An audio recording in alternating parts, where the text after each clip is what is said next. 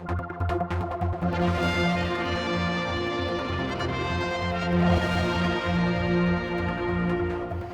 over this weekend we got a fair few interviews. We've heard also from John Shimon, DED, and that was on the Sefton. We have the Chief Minister with us, and I think we'll do the Sefton as well. You think it's running out of steam now, this item? Do you think it's kind of going off the... The argument has been very well put on all sides. I think everybody's position is very clear. The decision has been taken. Yes, there will be political questioning and comment, I'm sure, but I think it's time to move on. Okay, but I can't quite let it go because, I mean, there's still these things about Alf Cannon, for instance. I mean, he's gunning, isn't he, for it? He wants a scalp.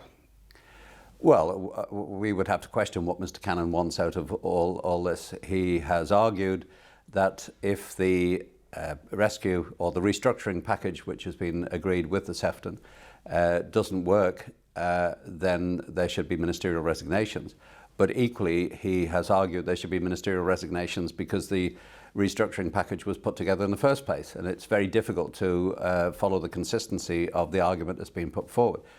It's time we moved on from this type of debate, frankly. We've got to recognise the fragility of the local domestic economy and recognise also that what we've taken, the actions which have been carried out, have been entirely driven by the need to stabilise and maintain confidence in that local economy. What do you think to Sir Miles Walker saying that they didn't actually need that money that particular time? And Mr. Walker has a position, of course, as chairman of the company to try and maintain confidence in the Sefton Group, and I'm sure, notwithstanding the very different arguments which were put to government outside of that, he is doing the right thing to stabilise confidence in that company. Was it a sale or a leaseback on a secured interest-free loan for this Middlemarch area? It's both. It's both. It's a sale and leaseback. It was to provide liquidity for the company to continue to maintain its operation, and it gives government a chance, if the company decides not to buy the land back again in the future, to consolidate that site into the broader area that government owns in the whole of central Douglas. It's a very simple, very straightforward operation, and there's nothing secret or underhand about it.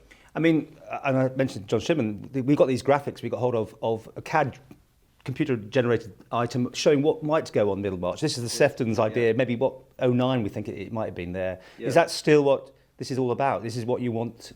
Well, Middlemarch or the Sefton Group have been looking at that site now for a number of years as a replacement location for a new hotel following the ultimate closure of the Palace. That's been no secret. It's been in the public domain for quite some time.